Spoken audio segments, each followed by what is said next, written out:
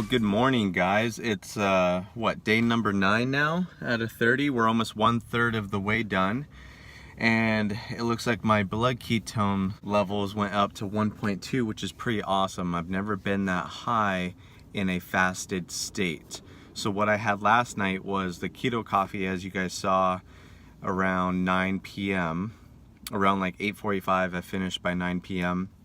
And that means, since I'm doing intermittent fasting now in phase 2, I'm going to be not eating for 16 hours and then have an 8-hour window. And so if I stop eating at 9 p.m. the night before, I get to have my first meal at 1 p.m. today. I get to have plain water, plain black coffee, plain sparkling water, and then I'll have allowance of, today at least, one sugar-free energy drink that doesn't have branched-chain amino acids in it. The main thing I wanted to address was the 0.2 pound weight loss. That's pretty normal. Now that we're past our first week, we're not going to be dropping huge amounts every time. And I'm not working out today just like I didn't yesterday because I'm still pretty sore, and you need to make sure that you get enough rest in between your workouts, otherwise you end up starting to overtrain.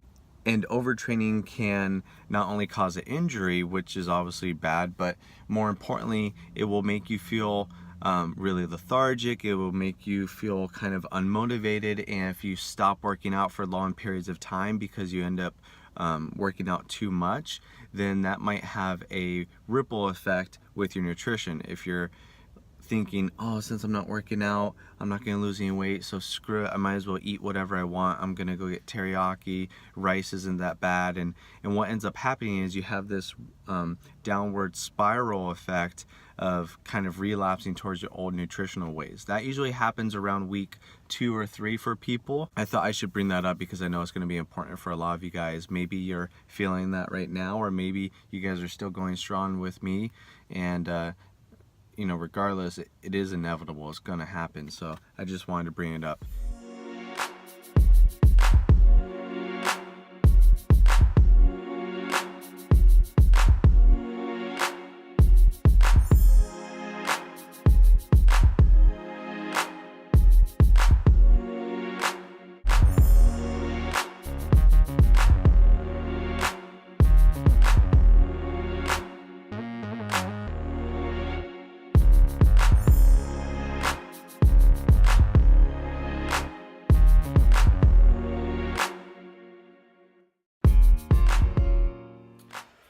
All right, guys, so not a lot of dialogue today. It's been mostly just kind of showing you what I've eaten, and since I've done this for the last 9 days and kind of shared a lot about pasture-raised meats, workouts, some things about intermittent fasting, exogenous ketones, MCT oils, etc., I thought it would be a little bit more appropriate to kind of give you a shorter video today and just kind of show you what I've eaten. And since I'm doing intermittent fasting, I'm not eating a lot, and one thing I can share is my huge lack of appetite.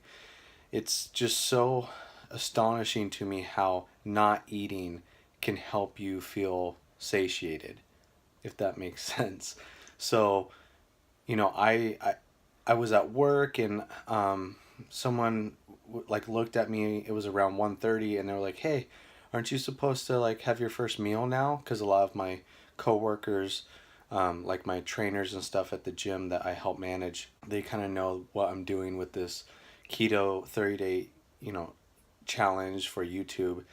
And I looked at the clock and I was like, oh shit, I do have to eat.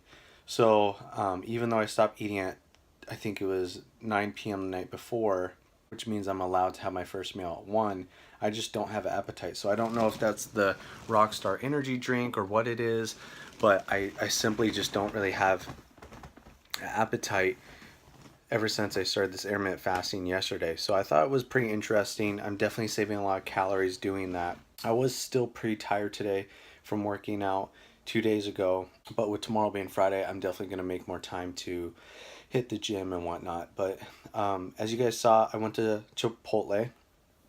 Chipotle is another great option. It's huge within the keto community when it comes to eating out and eating keto approved foods, you just want to stay away from the corn, and you want to stay away from the obvious things like tortillas, rice, beans. Those things are going to be high in carbs like crazy. You know, be careful of the tomatoes. I think it's a salsa there. Try to stick to the fattier cuts of meat like the pork.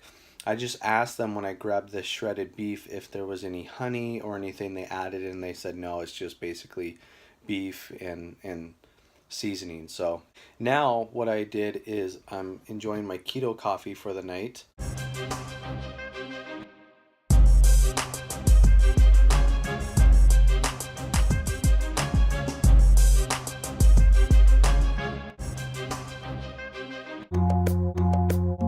Just the two of us. We can make it if we try. It's gonna be around 400 plus calories of pure fat, so that should help with my blood ketones in the morning. As you guys saw, 1.2.